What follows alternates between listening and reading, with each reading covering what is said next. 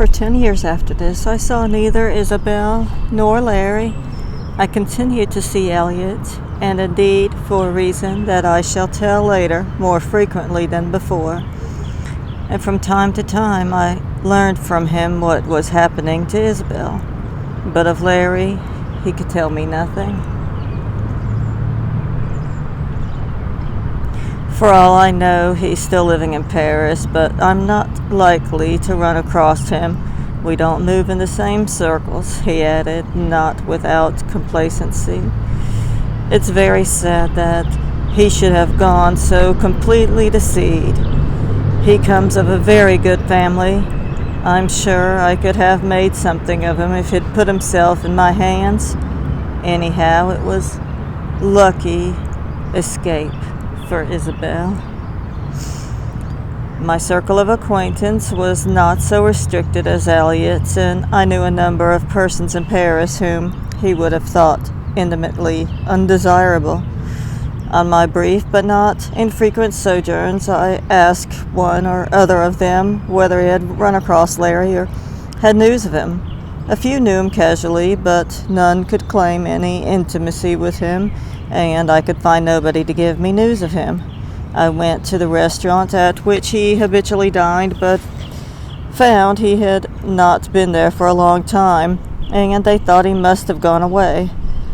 I never saw him at any of the cafes on the Boulevard du Montparnasse, which people who live in the neighborhood are apt to go to.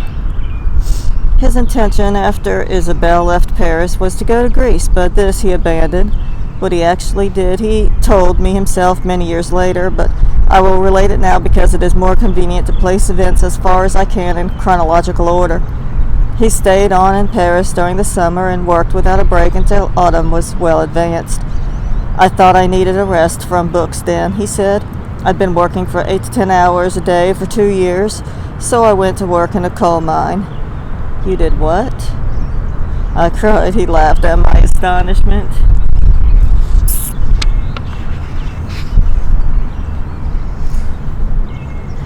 I thought it would do me good to spend a few months in manual labor.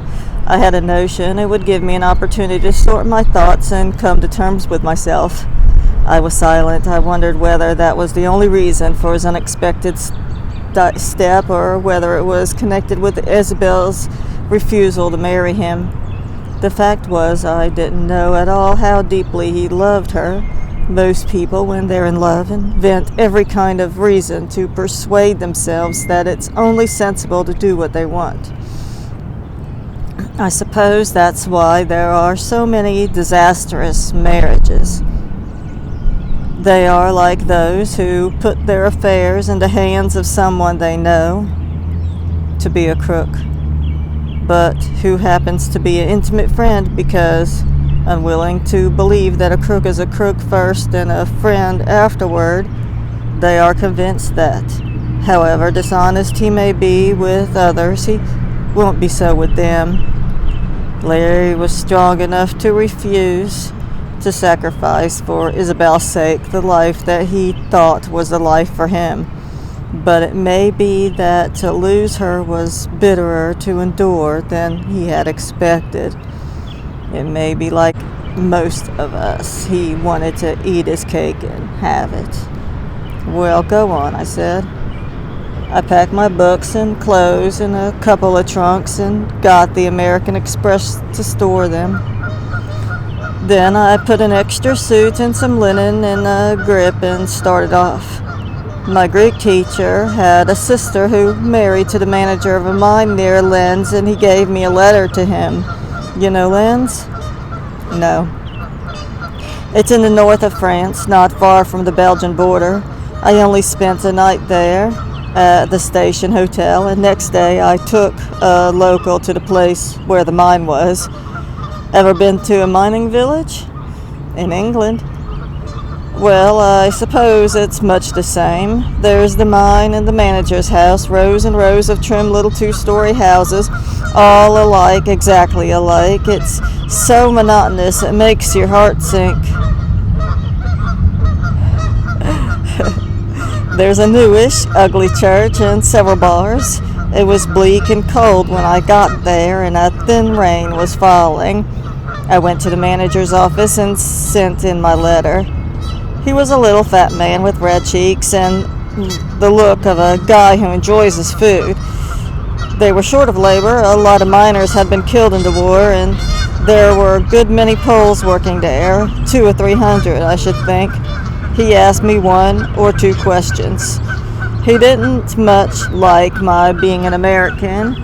He seemed to think it rather fishy, but his brother-in-law's letter spoke well of me, and anyhow, he was glad to have me. He wanted to give me a job on the surface, but I told him I wanted to work down below. He said I'd find it hard if I wasn't used to it, but I told him I was prepared for that. So then he said I could be a helper to a miner. That was a boy's work, really, but there weren't enough boys to go around. He was a nice fellow. He asked me if I'd done anything about finding lodging, and when I told him I hadn't, he wrote an address on a piece of paper and said that if I went there was a woman of the house who would let me have a bed. She was the widow of a miner who had been killed, and her 2 sons were working in the mine. I took up my grip and went on my way. I found the house, and the door was opened for me by a tall, gaunt woman with graying hair and big, dark eyes. She had good features, and she must have been nice-looking once. She wouldn't have been bad then in a haggard way, except for 2 missing front teeth. She told me she hadn't a room, but there were 2 beds in a room she'd led up to a pole, and I could have the other one. Her 2 sons had one of the upstairs rooms, and she had the other. The room she showed me was on the ground floor and supposed, I imagined, to be the living room. I should have liked the room to myself, but I thought I'd better not be fussy, and the drizzle had turned into a steady light rain, and I was wet already. I didn't want to go farther and get soaked to the skin, so I said that would suit me, and I settled in. They used the kitchen as a living room. It had a couple of rickety armchairs in it. There was a coal shed in the yard, which was also the bathhouse. The 2 boys and the Pole had taken their lunch with them, but she said I could eat with her at midday. I sat in the kitchen afterwards, smoking, and while she went on with her work, she told me all about herself and her family. The others came in at the end of their shift, the Pole first and then 2 boys. The Pole passed through the kitchen, nodded to me without speaking when our landlady told him I was to share his room, took a great kettle off the hob, and went off to wash himself in the shed. The 2 boys were tall, good-looking fellows, notwithstanding the grime on their faces, and seemed inclined to be friendly. They looked upon me as a freak because I was an American. One of them was 19, off to his military service in a few months, and the other 18.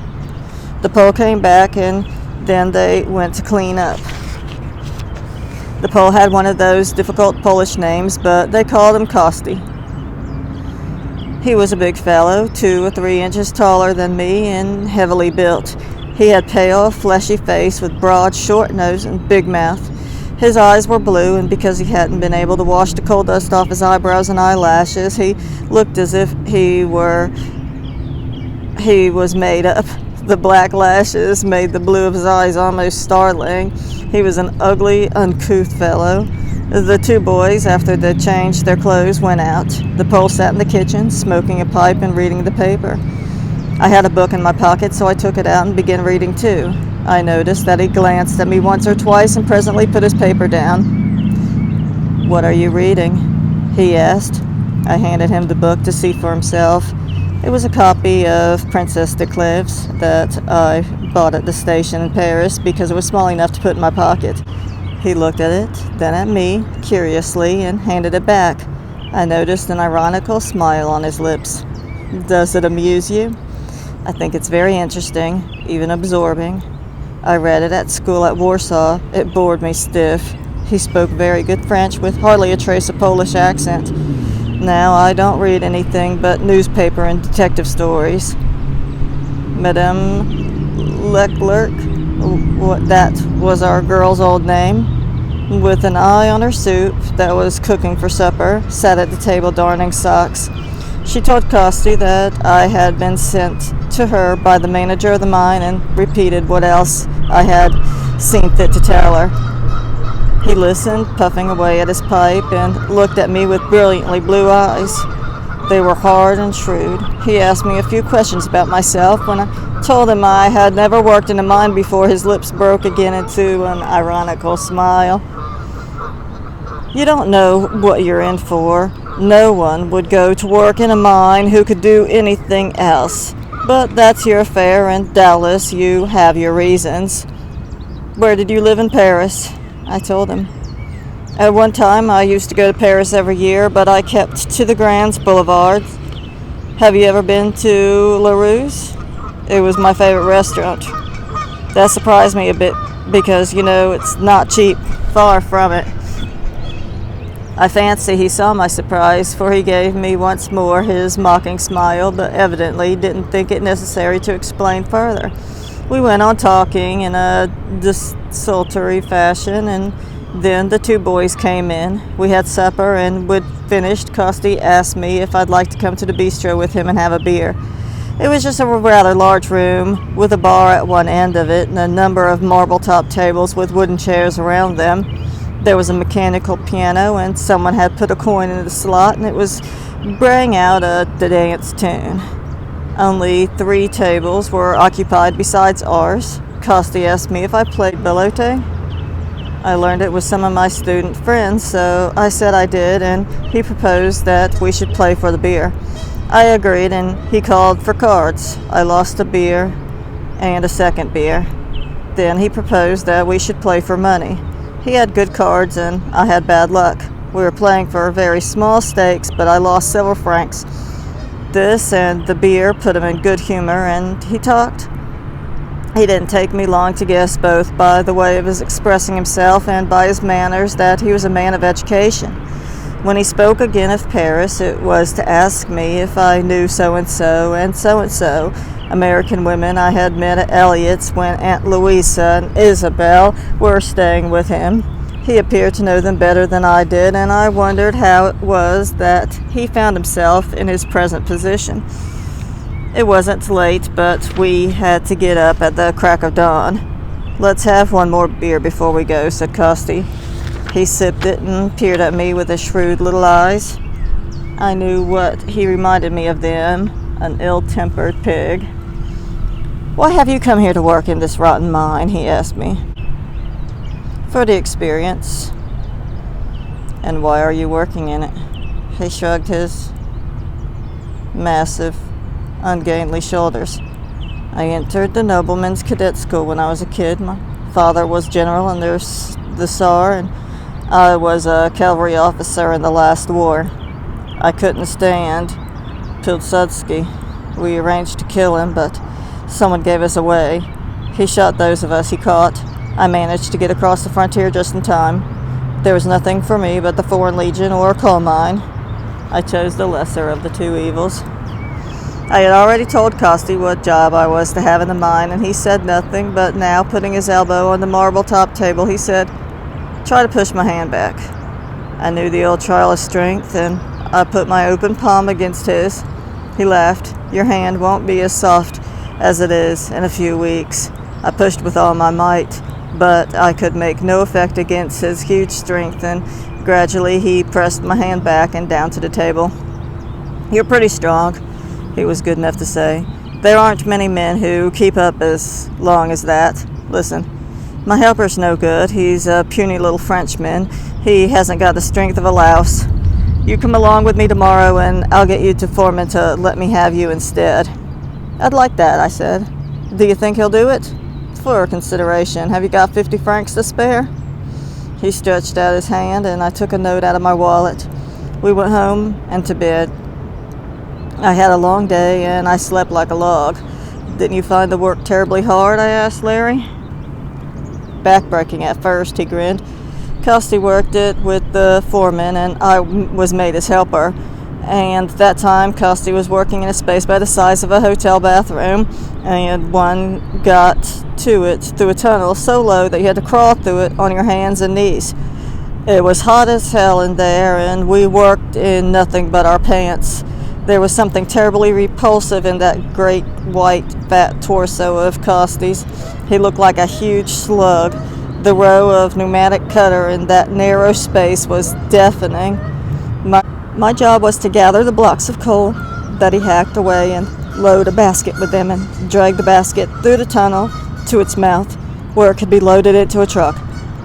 When the train came along at intervals on its way to the elevation, it's the only coal mine I've ever known, so I don't know if that's normal practice. It seemed amateurish to me, and it was damned hard work. At halftime, we knocked off for a rest and ate our lunch and smoked. I wasn't sorry when we were through for the day, and gosh, it was good to have a bath. I thought I'd never get my feet clean. They were as black as ink. Of course, my hands blistered and they got sore as a devil, but they healed. I got used to the work. How long did he stick it out? I was only kept on that job for a few weeks. The trucks that carried the coal to the elevators were hauled by a tractor, and the driver was a poor mechanic, and the engine was always breaking down. Once he couldn't get it going and didn't seem to know what to do.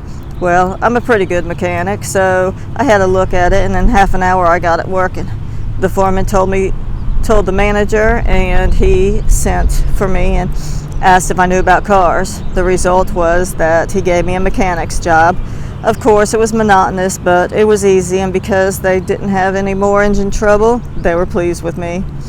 Costy was sore as hell at my leaving him. I suited him, and he'd got used to me. I got to know him pretty well, working with him all day, going to the bistro with him after supper, and sharing a room with him. He was a funny fellow. He was the sort of man who'd have appeal to you. He didn't mix with the Poles, and we didn't go to the cafes they went to. He couldn't forget he was a nobleman and had been a cavalry officer and treated them like dirt. Naturally, they resented it, but they couldn't do anything about it. He was as strong as an ox, and if they had ever come to scrap, knives or no knives, he'd have been a match for half a dozen of them together. I got to know some of them all the same, and they told me he'd been a cavalry officer all right in one of the smart regiments, but it was a lie about his having left Poland for political reasons. He'd been kicked out of the officers' club at Warsaw and cashiered just because he had been caught cheating at cards. They warned me against playing with him. They said that is why he fought so shy of them, because they knew too much about him and wouldn't play with him. I'd been losing him consistently, not much, just a few francs a night, but when he won, he always insisted on paying for drinks. So it didn't amount to anything really. I thought I was just having a run of bad luck, or that I didn't play as well as he did, but after that I kept my eyes skinned and I was dead sure he was cheating. But do you know, for the life of me, I couldn't see how he did it. Gosh, he was clever. I knew he simply couldn't have the best cards all the time. I watched him like a lynx. He was cunning as a fox, and I guess he saw I'd been put wise to him. One night, after we'd been playing for a while, he looked at me with that rather cruel, sarcastic smile of his, which was the only way he knew how to smile, and said, "Shall I show you a few tricks?" He took the pack of cards and asked me to name one. He shuffled them and told me to choose one. I did, and it was the card I'd named. He did 2 or 3 more tricks, and he asked me if I played poker. I said I did, and he dealt me a hand. When I looked at it, I saw I got 4 aces and a king. "You'd be willing to bet a good deal on that hand, wouldn't you?" he asked. "My whole stack," I answered. "You'd be silly." He put down his hand he dealt himself. It was a straight flush. How it was done, I don't know. He laughed at my amazement. "If I weren't an honest man, I'd have had your shirt by now." "You have it done so badly as it is," I grinned. "Chicken feed. Not enough to buy a dinner at Laurie's." We continued to play pretty well every night. I came to the conclusion that he cheated not so much for the money, but for the fun of it. It gave him a queer satisfaction to know that he was making a fool of me, and I think he got a lot of amusement out of knowing that I was on to what he was doing and couldn't see how it was done. But that was only one side of him, and it was the other side that made him so interesting to me.